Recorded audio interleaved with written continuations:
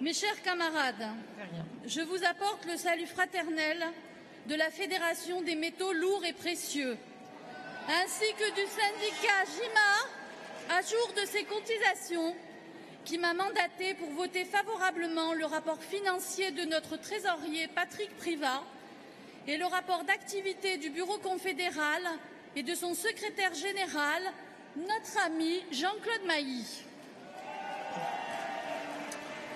J'aimerais aborder deux thèmes, les négociations interprofessionnelles et le réformisme.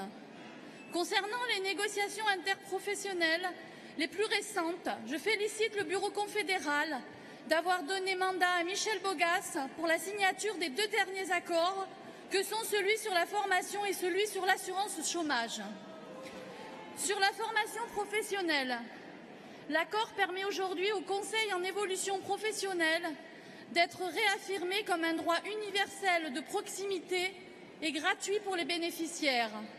Sur le CPF, on acte une augmentation du rythme d'acquisition annuel des heures CPF, passant ainsi de 24 à 35 heures, et une réévaluation du plafond de 150 à 400 heures. Et pour les salariés qui sont le plus en difficulté, n'ayant aucune certification ou peu, le plafond sera porté de 48 à 55 heures, dans la limite d'un plafond relevé de 400 à 550 heures. On encourage également le développement d'actions co-construites dans l'entreprise entre le salarié et l'employeur, ainsi que la négociation d'entreprise et de branches autour de la question des abondements du CPF. En matière d'alternance, l'accord prévoit aussi de confier aux branches professionnelles le pilotage des deux contrats en alternance, contrat de professionnalisation et contrat d'apprentissage, ce qui était auparavant géré pour partie par les régions. Les entreprises sont aussi incitées par les branches professionnelles à former les tuteurs et les maîtres d'apprentissage à leurs relations pédagogiques avec les alternants pour une meilleure intégration et cohérence dans le cadre de l'employabilité.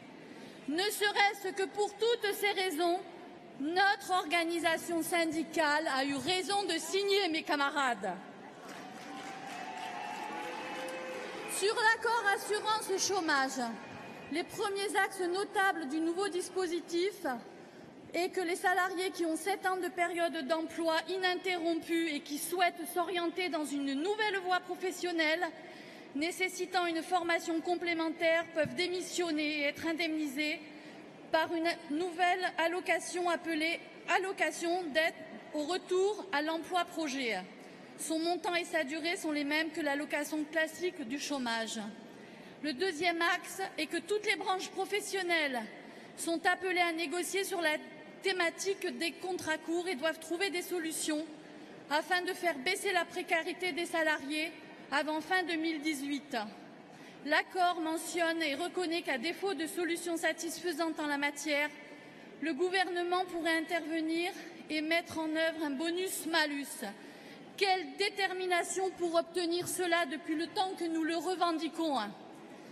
Merci à toi, Michel, et à ta délégation d'avoir su trouver le bon compromis pour aboutir dans ces deux négos ô combien difficiles avec un patronat qui veut toujours réduire les acquis des salariés.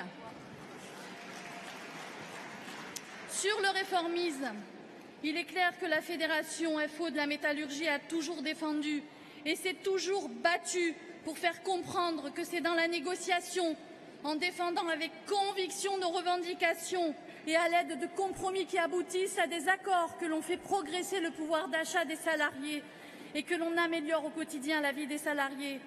Cela ne veut pas dire pour autant que quand nous nous retrouvons devant des patrons voyous, nous ne savons pas changer de stratégie et utiliser le rapport de force. Car nous savons aussi utiliser le rapport de force, mes chers camarades, quand cela est nécessaire. Mais pour cela, il faut avoir les moyens de la mener, cette politique. Attention, car lorsque l'on n'obtient rien, il reste un goût amer dans la bouche des militants et des salariés. Et posons-nous la question, sommes-nous toujours dans toutes circonstances capables de mobiliser un grand nombre pour peser? Alors soyons prudents. L'action syndicale doit se poursuivre, mais afin de construire et d'obtenir par la négociation collective.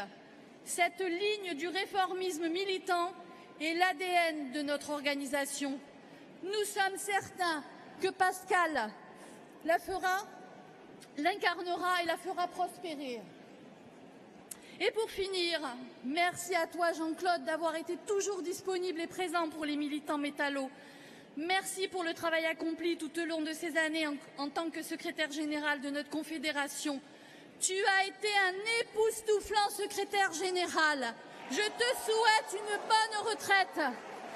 Tu l'as amplement méritée.